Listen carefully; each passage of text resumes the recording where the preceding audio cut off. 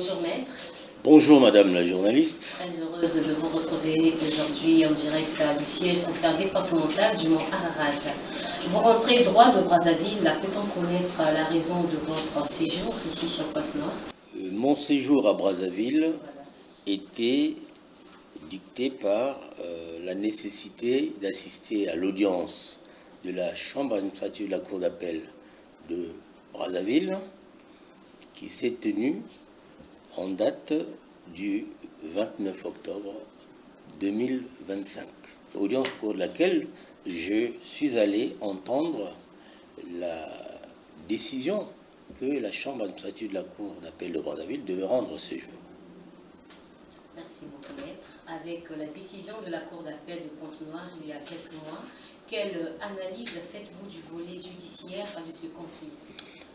Bon, mon analyse sur le volet judiciaire de l'affaire Association de l'amour, qui oppose l'association de l'amour sur la base de l'ancien récépissé du 15 avril 1983 face à la franche dissidence de M. Bikino Bissombolo, qui se base sur le récépissé du 12 mars 2015. L'analyse que j'en fais, c'est que cette année 2025, il y a eu quand même deux événements majeurs. Le premier événement, c'est l'arrêt de la Cour d'appel de Pointe-Noire, qui a été rendu en date du 17 mars 2025. Au terme de cet arrêt, de cette décision de la troisième chambre civile de la Cour d'appel de Pointe-Noire, il a été décidé que la décision qui disait que M. Charles Mekongi Lundu n'était plus membre de l'association Luzolo et qu'il fallait lui retirer le statut de membre de l'association Luzolo, cette décision de 2021 a été purement et simplement annulée. Autrement dit, on a restitué à M. Charles Mekongi Lundu son statut non seulement de membre confirmé de Luzolo, mais encore celui de président de l'ASLA OPH. Deuxième élément, c'est que après l'arrêt de la troisième chambre civile de la Cour d'appel de Pointe-Noire, rendu en date du 17 mars 2025, voilà que la chambre administrative de la Cour d'appel de Brazzaville, qui était saisie pour statuer sur les mérites de l'appel que nous avions formé contre le jugement du tribunal administratif de Brazzaville, la chambre administrative vient de trancher.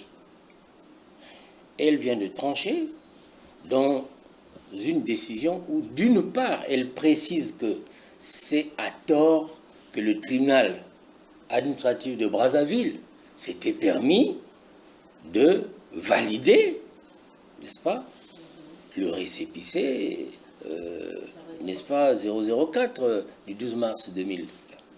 Alors, 2015, la Cour d'appel, la Chambre administrative de la Cour d'appel vient de mettre les points sur les i.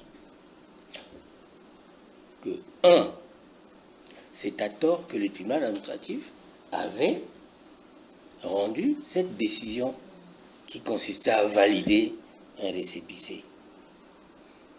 La Chambre administrative de la Cour d'appel de Brazzaville vient de préciser que ce pouvoir de valider ou d'invalider n'appartenait qu'à la Cour suprême du Congo. Autrement dit, c'est seulement la Cour suprême du Congo qu'il appartient de décider si on valide ou pas un récépissé. Donc, la Chambre administrative de la Cour d'appel de Brazzaville vient de dire que le tribunal était incompétent. Le tribunal administratif qui avait jugé était incompétent pour rendre une telle décision, que son jugement est donc, comme si vous voulez, le jugement là a été critiqué par la Chambre administrative. Et en conséquence, elle-même aussi, elle dit, le contentieux là, sur la validation, la validité d'un récépissé échappe à toutes les juridictions administratives. Une seule juridiction est compétente pour décider sur cette question. Cette juridiction s'appelle la Cour suprême du Congo. Autrement dit, le tribunal administratif de Brazzaville avait outrepassé sa compétence. C'est en flagrante violation de la loi que le tribunal administratif s'était comme autorisé à rendre un jugement alors qu'elle n'avait pas la compétence requise par la loi. Elle avait donc pris la place, usurpé les pouvoirs que la loi ne réserve exclusivement qu'à la Cour suprême du Congo. Voilà pourquoi la Chambre administrative de la Cour d'appel dit elle au moins, elle est honnête, elle se déclare incompétente parce qu'elle ne peut pas prendre la place de la Cour suprême. Et elle nous renvoie, les deux parties, et nous, Association de l'amour, sous l'égide de l'ancien récépissé, le récépissé 884/83 du 15 avril 1983, d'une part, et la fronde dissidente qui est présidée par M. Bikinou Bissombolo, qui, elle se base sur le récépissé 004 du 12 mars 2015, on nous renvoie toutes les deux parties devant la juridiction compétente qui est seule compétente pour trancher les questions visant à valider une décision administrative. Et voilà pourquoi nous nous préparerons en conséquence à aller vers la Cour suprême du Congo. Mais au moins, en termes simples, le jugement administratif du tribunal administratif de Brazzaville a été purement et simplement enterré, annulé. Il ne produira plus aucun effet. On a renvoyé le tribunal administratif de Brazzaville à la place qu'elle doit avoir. Et c'est tout l'intérêt de cette décision. Clarification de qu'est-ce qui est autorisé au tribunal administratif et qu'est-ce qui relève de la Cour suprême. Et donc, en un mot, nous estimons que cette année-ci, nous avons de brillantes victoires. La première, c'est celle qu'on a obtenue de haute lutte devant la Cour d'appel de Pointe-Noire, 3e chambre civile, qui a dit que nos adversaires de la fronde dissidente, qui pensaient qu'un tribunal de grande instance peut décider d'exclure, il faut dire le mot, puisque ce tribunal dit oui, l'exclusion que Bikinou Bissombolo avait prononcée contre M. Mikungi Lundu est valable. Alors quand elle fait ça, il y avait déjà une décision de cette même cour d'appel de Pointe-Noire. Il faut même féliciter la cour d'appel de Pointe-Noire parce qu'il a dit mais comment une juridiction inférieure, hiérarchiquement par rapport à moi, peut se permettre de dire que Mikungi Lundu, Charles, n'est pas membre, il avait été exclu. Alors qu'on avait battu en brèche les décisions prises, n'est-ce pas, par M. Bikinou Bissombolo dans les conférences suspectes de Madingou. Et donc, la Cour d'appel a repris, Cour d'appel de Pointe-Noire a repris, n'est-ce pas, la main pour dire, elle a tapé sur les doigts du tribunal de grande instance. Il dit, mais comment vous pouvez vous permettre d'exclure quelqu'un? Moi, j'ai dit, ce monsieur, il est représentant légal. Et vous, tribunal de grande instance, juridiction, hiérarchiquement fait, vous dites, non, oui, Mikungi n'est plus membre. Donc, on a remis les choses, n'est-ce pas, dans l'ordre. La Cour d'appel de Pointe-Noire, 3e chambre civile, a remis de l'ordre pour dire non, le tribunal de grande instance ne peut pas quand même passer au-dessus de nous. Nous avons reconnu M. Mikungi Lundu, Charles, comme étant représentant légal. Donc ce n'est pas au tribunal de grande instance. Donc vous voyez que ces deux leçons qu'on doit tirer de ces deux décisions, ce sont deux décisions dans ce contentieux, dans notre différend. Nous, de l'association de l'amour, basée sur le récépissé 884/83 du 15 avril 1983, face à nos adversaires. Je pense que les deux décisions-là, ce sont des décisions majeures qui vont effectivement permettre de réorienter dans le bon sens les procédures que nous avons eues. Parce qu'aujourd'hui, le tribunal administratif ne peut plus servir, le jugement du tribunal administratif ne peut plus servir d'appui à la fronde dissidente.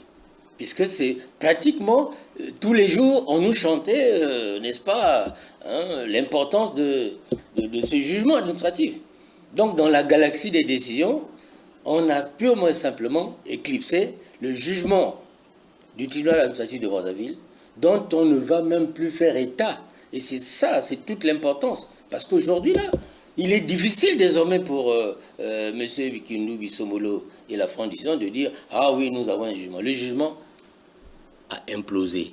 Le jugement administratif, du tribunal administratif a disparu de la galaxie des juridictions, des décisions, la galaxie judiciaire. Il n'y a plus un jugement qu'on peut appeler jugement du tribunal administratif de Brazzaville. Ça n'existe plus. Et on a mis de l'ordre. Et nous avons le droit de nous réjouir. Surtout qu'on dit non. C'est par erreur que ce tribunal-là s'était arrogé des pouvoirs qui n'étaient pas les siens. Et vous voyez que il faut rendre hommage à la chambre administrative de la Cour d'appel de Brazzaville. Je finirai par là, que c'est vraiment des hauts magistrats qui ont fait preuve de lucidité et qui ont fait preuve de respect de la loi. Puisque c'est un arrêt qui a été vraiment bien motivé, qui a rappelé toutes les dispositions qui régissent, n'est-ce pas, le contentieux administratif, et qui a précisé que ce qui relève de la compétence de la Cour suprême du Congo, même nous, la Chambre administrative, nous ne pouvons pas. Là où le tribunal administratif de Brazzaville avait fait preuve d'ivresse du pouvoir pour dire, ouais, nous, on peut valider, la Chambre administrative de la Cour d'appel de Brazzaville, je rends vraiment un grand hommage à ces braves magistrats qui ont lu, qui ont dit le droit, sans état d'âme, qui sont allés, ils ont fouillé, ils ont regardé, dit non, faux, le tribunal administratif de Brazzaville n'avait pas le droit de juger comme il l'avait fait. Il faut rendre à César ce qui est à César. Il faut rendre à la Cour suprême ce qui est à la Cour suprême. Et nous, modestement, nous avons fait la lumière. Et nous aussi, on vous dit non. Nous ne ferons pas la bêtise du tribunal administratif. Nous, chambre administrative de la Cour d'appel de Brazzaville, nous nous déclarons incompétents. Et nous renvoyons les deux parties aller devant la juridiction qui aurait dû être, n'est-ce pas, qui aurait dû être contactée, devant laquelle on aurait dû se présenter pour pouvoir obtenir, n'est-ce pas, que c'est normalement la Cour suprême qui devait trancher sur cette question. Merci beaucoup, maître. Nous savons tous que l'élément déclencheur de ce conflit se trouve entre les notes de Madjingu. Or, que la justice, depuis 2016 et 2017, a refusé d'homologuer ces notes, arguant le défaut de qualité à M. Jean-Pierre Bissomolo. Ces décisions ont aujourd'hui autorité de la chose jugée, les certificats de non-appel faisant foi. Comment expliquez-vous alors le fait que certaines juridictions ont continué à recevoir les actions de ce monsieur? Il s'agit bien de monsieur Bikindu. Je vous renvoie d'une part à mon interview de 2024. J'ai longuement parlé de ces questions-là. Comment, normalement, avec les certificats, n'est-ce pas, de non-appel que nous avons retiré. J'ai rappelé cela dans l'interview du 1er juillet 2025 devant le journaliste monsieur Alexis Bongo, j'avais dit ceci. Il a posé la question pourquoi, malgré ces obstacles, ces écueils procéduraux, M. Bikindou arrive toujours à relancer. Et j'avais dit, je répète ce que j'avais déjà dit, c'est que, en principe, c'est par pure complaisance que certaines juridictions ont pu se prononcer en faveur de Bikindou Bissombolo. J'avais cité le fait que lorsque le tribunal d'instance de Tietie a rendu l'ordonnance du 3 novembre 2016 en faveur de M. Mikongilundu, c'est-à-dire cette ordonnance du 3 novembre 2016 qui annulait l'ordonnance qui était gagnée par Bikindou Bissombolo en date du 12 août 2016. Donc, il y avait eu clarification. M. Mikongilundu, en rétractation, a obtenu qu'il soit considéré comme le seul représentant légal de l'association des Zolomo. Il se trouve que M. Bikindou Bissombolo est allé, n'est-ce pas, faire appel de cette décision. Bon, si déjà on s'en tenait au fait que le jugement du tribunal de grande instance du 11 mai 2017 avait acquis autorité de la chose jugée. Normalement, même la Cour d'appel, nous nous réjouissons qu'on ait rendu, en date du 29 mars 2019, un arrêt qui était favorable, qui nous était favorable. Mais en fait, si l'on s'en tenait au principe de l'autorité de la chose jugée, dès lors que le jugement du tribunal de grande instance de Pointe-Noire, 3e chambre civile du 11 mai 2017, vous voyez, 2017, 2019, quand on vient à la Cour d'appel, juger encore, mais on n'aurait pas pu, la Cour d'appel aurait même évité de connaître au fond ce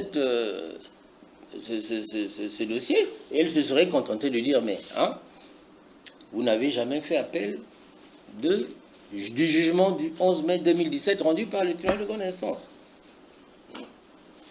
Donc c'est ça, c'est que entre-temps, nous avions, je le répète, je l'ai dit le 1er juillet 2025, devant le journaliste de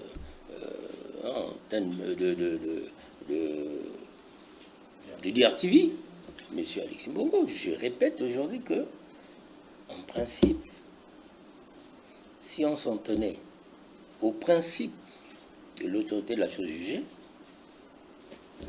on ne pouvait plus. On ne serait même pas arrivé à la Cour suprême. Parce que le principe de l'autorité de la chose jugée, c'est qu'on bloque toute procédure. Dès lors qu'une décision a acquis l'autorité de la chose jugée, on ne peut plus aller à l'encontre de cette décision. Elle est comme la dernière décision qui bloque net le contentieux ou le différend sur une question. Aujourd'hui, maître, que peut-on dire de la frange Bikindou Bissombolo par rapport à toutes les décisions de la Cour d'appel de Pointe-Noire? Bon, décision de la Cour d'appel de Pointe-Noire. N'oubliez pas que c'est une dynamique. Cour d'appel de Pointe-Noire, il faut aussi dire chambre administrative. Donc, toutes ces décisions convergent dans le sens que M. Bikindou Bissombolo a triché avec la loi. Et que, vous voyez, il y a comme un étau qui se resserre autour de lui. Tout ce qui est mal acquis ne dure pas. Vous voyez que lorsqu'on a obtenu malhonnêtement quelque chose, du point de vue de la loi, quand on a triché avec la loi, tôt ou tard, la même loi va vous rattraper. Et aujourd'hui, je me dis, je n'aimerais pas être à la place des membres de la Front dissidente de M. Bikindou Bissombolo. Merci beaucoup, maître. Nous restons humbles, même dans la victoire. Je vous remercie.